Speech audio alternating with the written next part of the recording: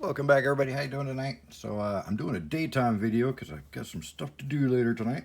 This one's going to be a little bit different. So I got a case of Throne of Eldraine in today, and of course one of the boxes was damaged again. So looks like I took a little hit on the corner here and little damage on the bottom. So I'm going to open this. Now, I don't need to open any more Throne. I've got so much, but you know, I don't want to sell damaged cards to anybody. So what I'm going to do is I'm going to open the bottom 12 packs here. The ones that might be damaged. Hopefully not, but maybe. Hopefully nothing good in there gets damaged. Anyways, but I'm also going to announce a new game. So this little board layout here is what's real popular at my LGS is actually the pack battles. Two guys will grab, or girls, whatever, will grab a pack each, and they'll go up to the counter, and the owner will supervise, and they'll open the two packs, and whoever gets the better value in the pack gets to keep both the cards, and then the other guy pays, or both the packs, and then the other guy pays. And they'll do this over and over and over. It's a game. Sometimes there'll be 3 or 4 players in it. It inspired me for an idea here. So I'm only going to open the 12 packs out of here that may be damaged on the bottom. But the other packs in here, I figure I'll let you guys do kind of a 4-way booster pack battle. So what you're going to do is, and I'll open these packs and show you kind of how it'll unfold here. So let's get into the box. So instead of, you know, I see a lot of people doing like bundle battles and stuff like that, but that's kind of a lot of money for somebody to risk on a gamble, you know. So I figured what I would do is something a little bit different. I'll just sell each person 3 packs. All right, well, let me get the bottom 4 here. Got that stack. Bottom 4 out of the middle stack. And then bottom 4 out of this stack. There we go. That should hopefully, if anything's damaged, it should be in those. I'm going to put them back in the same way I took them out here, just in case if there is some damage, I might open a few more packs in there. But how I got place to put this. All right, how this is going to work. So what you're going to do is you're going to buy 3 packs from me for 12 bucks for all 3 packs, which is, you know, pretty much about the same or less than you buy them for at the store. So 3 packs for $12, and then what we're going to do is you're going to battle the other players. I'm going to open the 3 packs on camera just like this. We'll set them up. We'll put, instead of player 1 and player 2 and player 3 and player 4, we'll have your name there, obviously.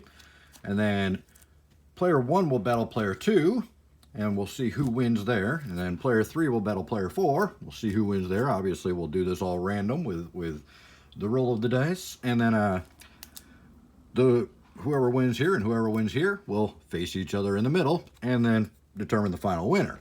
The final winner gets all the rares and all the mythics and all the foils from all 12 packs. So for $12, you might end up with 12 rares and mythics and some extra foils, or maybe even extras, because, you know, you can get the like the extended arts and stuff as an extra card in the pack. So you might get, you know, and then there's foil rares too, so you might get up to like 14, 15 rares and mythics for 12 bucks. So I figure it's a pretty good deal for whoever wins. And the other guys, they're not losing out like $40 for a bundle, or 50, or whatever the guys that do the bundle battles charge for them.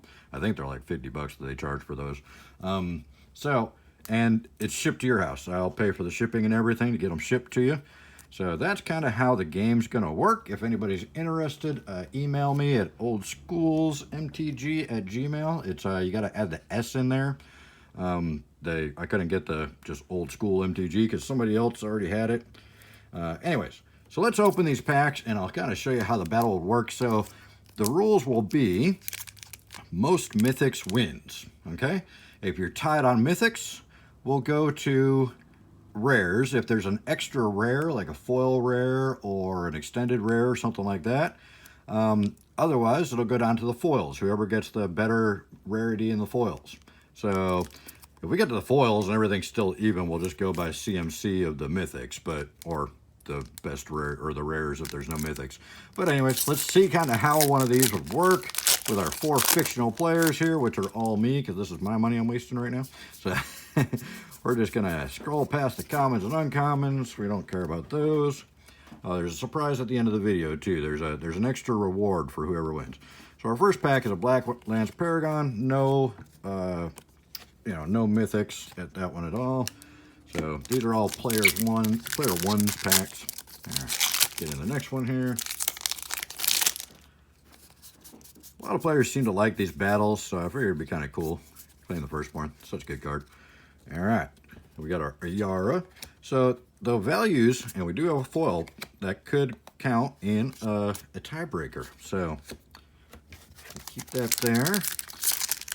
A lot of players like to do these pack battles, and I've been trying to figure out a unique way of doing this that I haven't seen anybody else do before. I mean, somebody may have done it this way before, but I haven't seen it like this before.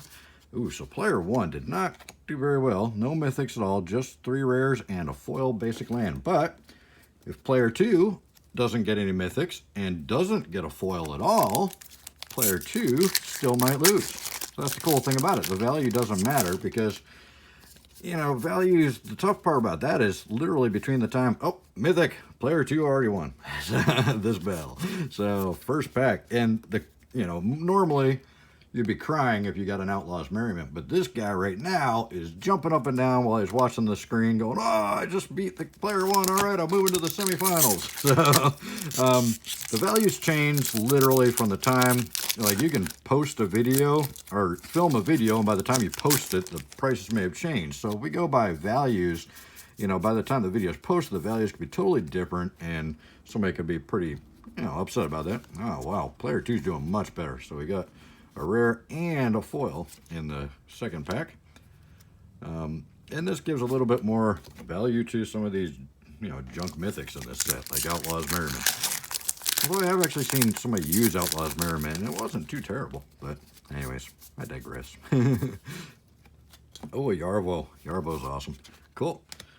So, the good news is we're not getting a whole lot of really good cards, so there's still a lot of really good cards in the box left.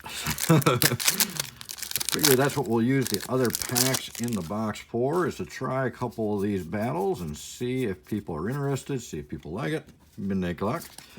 Our first rare for player 3. So player 2 had gotten 1 mythic, and so far he's winning the whole game. Kind of early to tell though. But he's got 1 mythic, and he does have a common foil. Ooh, a Castle Embereth. Nice little rare there.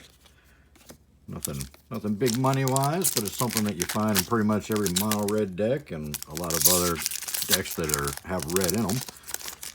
Pretty handy. Pump all your creatures up by 1 for 3 mana, and you can use it as many times as you want. A giant killer and a foil. Okay. So player 3 may beat player 2, but he's not going to go to the finals.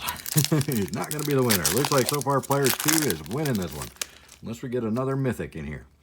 So this is player 4 now. And oh, a mythic, a Cauldron of Eternity. Uh-oh, the game just got a little bit more serious here between these fictional people. The good news is, like I said, all the good mythics are still in the box. A Low-Struck Beast. Great card. And last pack for player 4 here. Let's see what happens. Hey, pack's wanting to hang out there.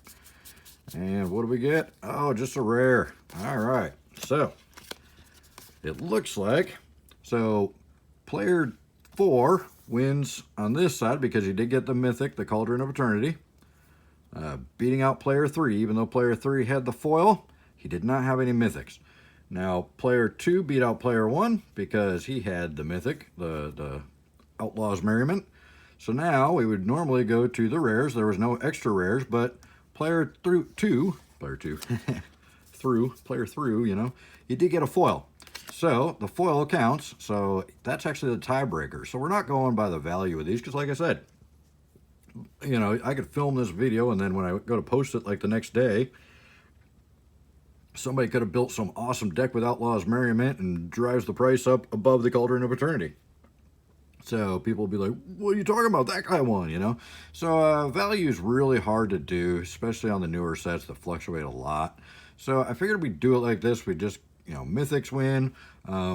if you get an extra rare in the foil slot or an extra rare in the extended art slot, which is possible in all the newer sets, then the extra rare would pull it out in a tie, or we go down to the foils at that point if they're still tied on rares. So let me know if you guys are interested in doing a game like this. 12 bucks, not a lot of money to gamble away, and you know, so this guy would have paid $12 for this and gotten all of these rares, mythics, and foils. So for 12 bucks, even though these are kind of really awful mythics to be getting, he's still getting 2 mythics, 12 rares, and, or what, 10 rares? Yeah, 2 mythics, 10 rares, and a few foil cards. And also, the really important prize is, are you ready for this? This is what all the winners are also going to get. A hand-signed and hand-numbered 1 of 12. I'm only going to do 12 of these of the Garruk Scorehorn, but I figured out a use for the Garruk Scorehorn. So I'm going to assign them Old School MTG, Pack Battle Champion number 1. So whoever wins the first Pack Battle is getting this card. Number 1 of 12. That's right. Just like the sports card world, we're going to start numbering cards here, because you know Watchy's going to do it eventually. So we're going to start numbering the cards. So the first 12 pack battles are going to get one of these Garruk Scorehorns that I pulled out of the collector's boxes there that I have absolutely no use for. So, and they just looked like they needed something down here, because Watchy literally didn't put anything on there. So let me know what you think. Let me know what you think of the video. Let me know if you think that's a good idea for the pack battles, if you'd be interested. I can do other sets as well. I'd like to give it a shot with the Throne, seeing I had the box I had to open to make sure there was no damaged cards, which there wasn't, which is good. I didn't think there would be, but whenever there's damage on a box like that I get in, I'm either going to open it for myself or just open it on the channel, or just open it to make sure that I don't sell anybody damaged cards unintentionally, because I would hate to do that. That'd be terrible. So anyways, let me know what you guys think, and if you'd be interested, and hopefully we'll see you in the next video. There's probably some suggestions up there in the corners. Check out some of the older videos. I got some lottery card pulls and some really, really good pulls in some of these older videos. I've opened up a lot of older boxes too. Not terribly old, but fairly old. And a lot of stuff back there that doesn't get a lot of attention yet. There's not a lot of views on those older videos. So when you get a chance, kind of help me out and go back through and watch some of those older videos, and leave a comment or a like, and we'll see you in the next one. Thank you so much for your time, guys. Bye.